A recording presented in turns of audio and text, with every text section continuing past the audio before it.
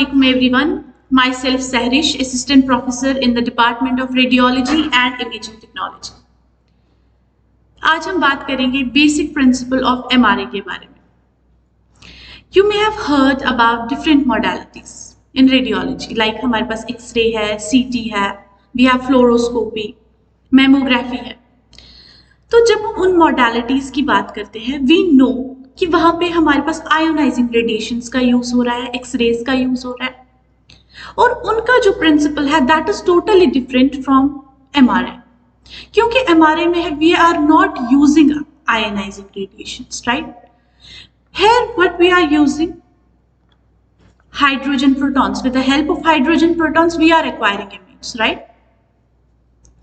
So in this presentation we will try to understand कि actually image acquire कैसे होती है with the help of these protons.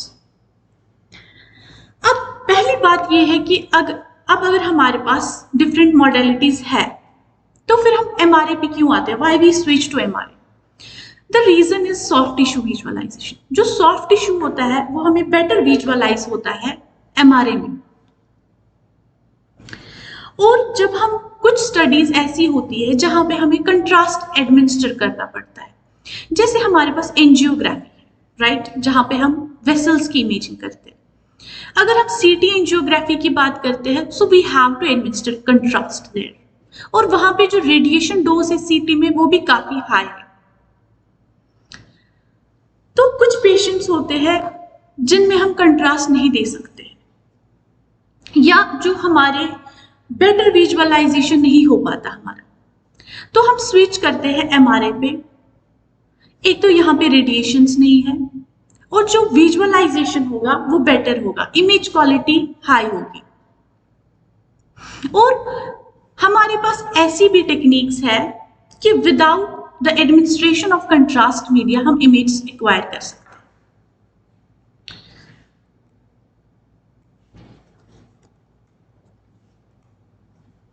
तो बात करते हैं प्रोटॉन इमेजिंग की, जो हमारे पास है एमआर इमेजिंग.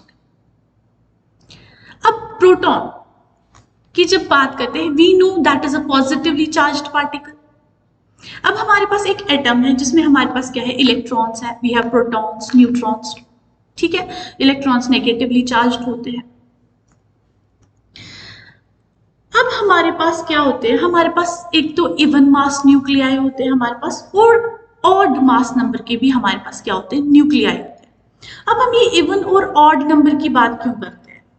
जब हम मास नंबर की बात करते हैं हमें पता है कि जो प्रोटॉन्स प्लस न्यूट्रॉन्स होते हैं वो हमारा मास नंबर होता है, एंड एटॉमिक नंबर होता है नंबर ऑफ प्रोटॉन्स, राइट?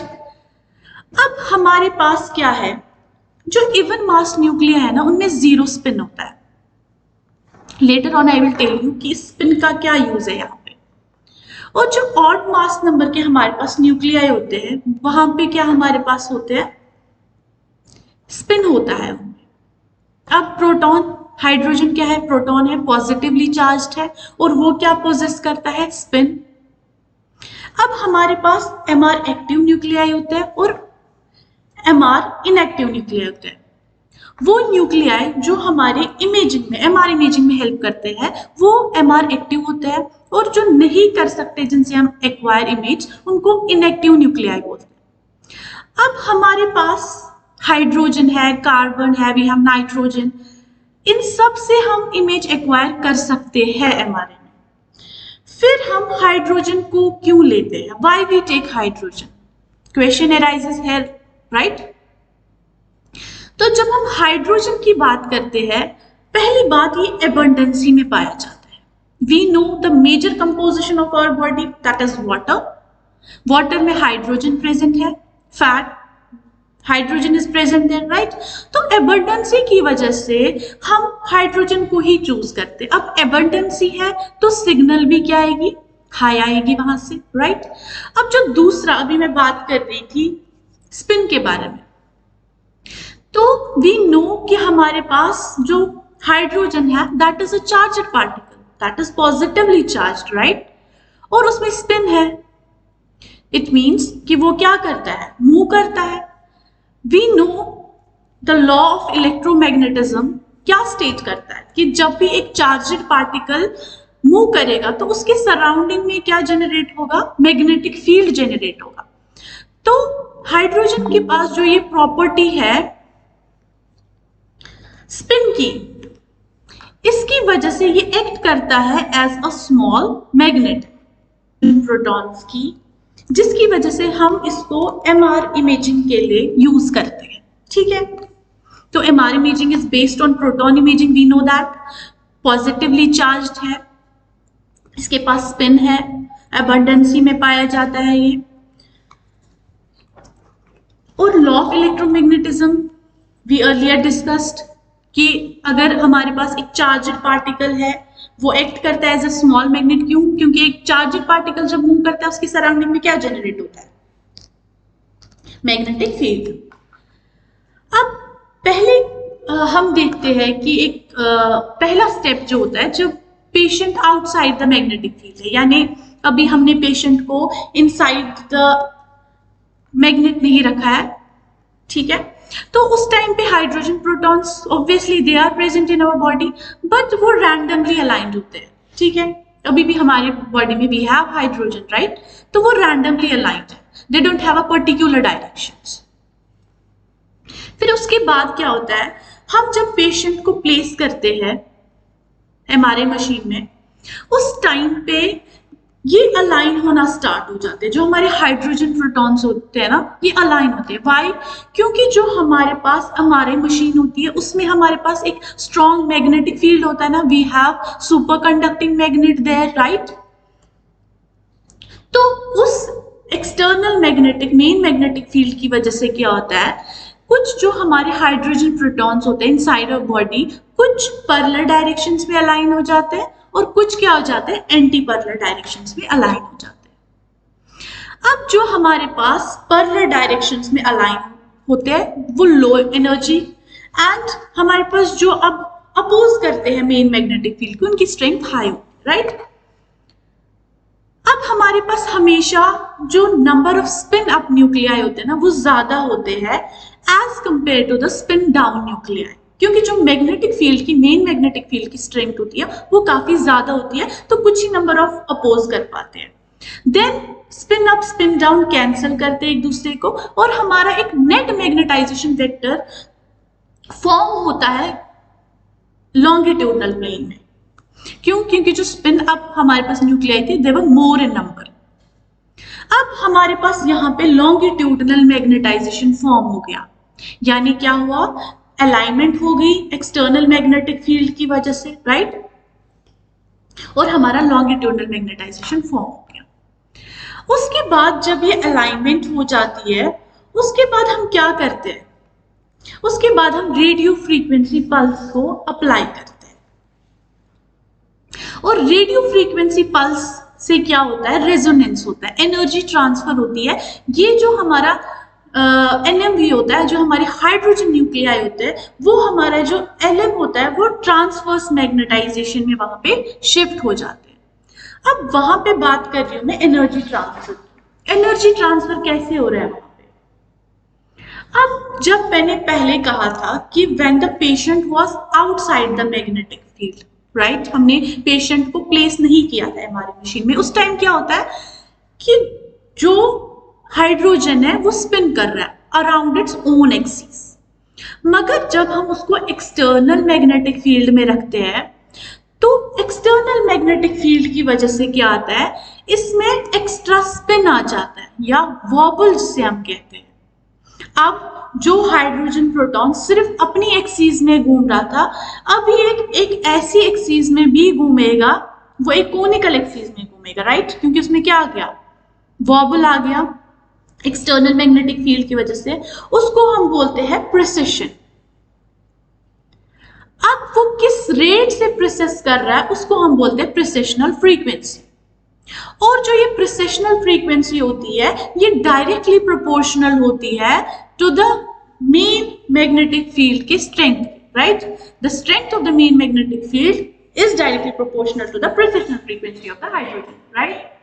तो अब जितना ज्यादा स्ट्रॉन्ग होगा मैग्नेटिक फील्ड उतना ज्यादा क्या होगा, प्रिसिशन होगा।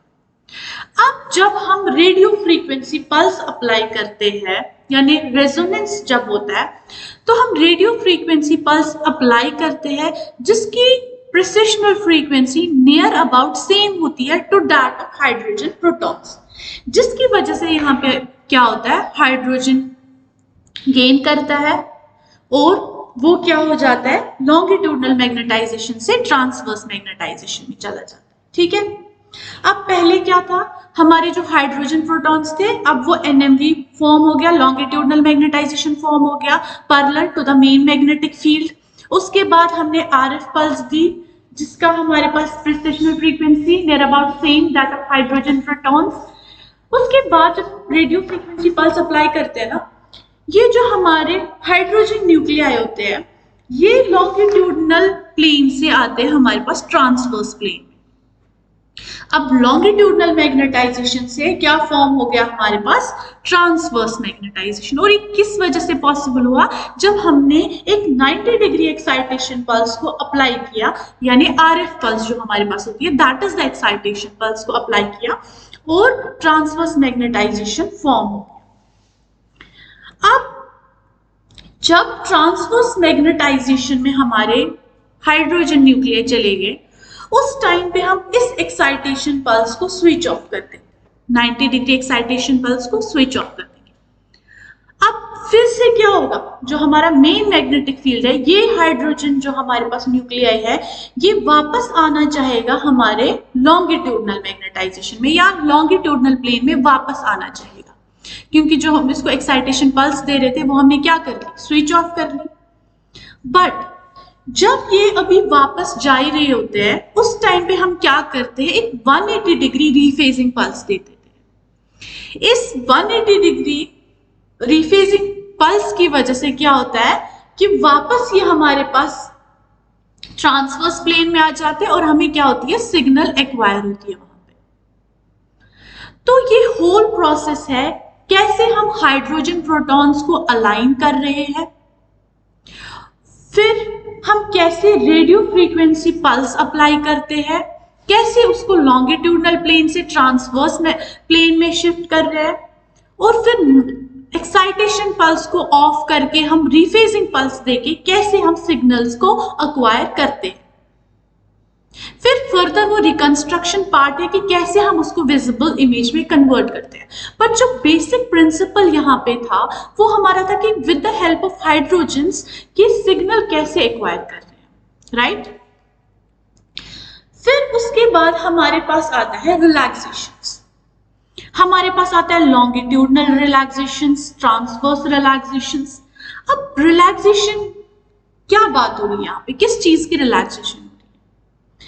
अब जब हम रिलैक्सेशंस की बात कर रहे हैं, हमें पता है कि जो हमारा लॉन्गिट्यूडनल मैग्नेटाइजेशन है, जब हम एक्साइटेशन पल्स को जब हम ऑफ कर देते हैं, राइट, तो अब क्या होगा, जो ट्रांसवर्स मैग्नेटाइजेशन है वो ग्रेजुअली डिक्रीज हो जाएगी और हमारा LM जो है लॉन्गिट्यूडनल मैग्नेटाइजेशन वो इंक्रीज हो जाएगा। यानी अब एक्साइटेशन पल्स ऑफ करने की वजह से हमारा लॉन्गिट्यूडनल मैग्नेटाइजेशन रिकवर होगा, जिसको हम T1 रिकवरी बोलते हैं। अब T1 रिकवरी और हमारे पास एक T1 टाइम, यानी जब 63% हमारा क्या है लॉन्गिट्यूडनल मैग्नेटाइजेशन रिकवर हुआ होगा, उसको हम बोलते हैं T1 टाइम। और T1 relaxation we know, right, कि हमारा लॉन्गिट्यूडनल मैग्नेटाइजेशन फॉर्म हो रहा है। फिर साइमल्टेनियसली अगर लॉन्गिट्यूडनल मैग्नेटाइजेशन फॉर्म हो रहा है तो जो हमारे पास ट्रांसवर्स मैग्नेटाइजेशन है वो तो डीके हो रही है ना, तो हमारे पास है T2 टाइम, जब 37% क्या हमारा होगा, डिके हुआ होगा ट्रांसवर्स मैग्नेटाइजेशन। तो ट्रांसवर्स रिलैक्सेशन की जब बात करते हैं, या पहले हम लॉन्गिट्यूडनल रिलैक्सेशन की बात करते हैं, वहां पे हमारा जो लॉन्गिट्यूडनल मैग्नेटाइजेशन है वो रिकवर हो रहा है, राइट। और ट्रांसवर्स रिलैक्सेशन में क्या हो रहा है, लॉन्गिट्यूडनल मैग्नेटाइजेशन रिकवर कर रहा है, साइमल्टेनियसली जो हमारा ट्रांसवर्स प्लेन है वो क्या हो रहा है, डीके हो रहा है। So this was the basic concept of MRI, how we acquired signals. Hope you have understood this concept. Thank you so much.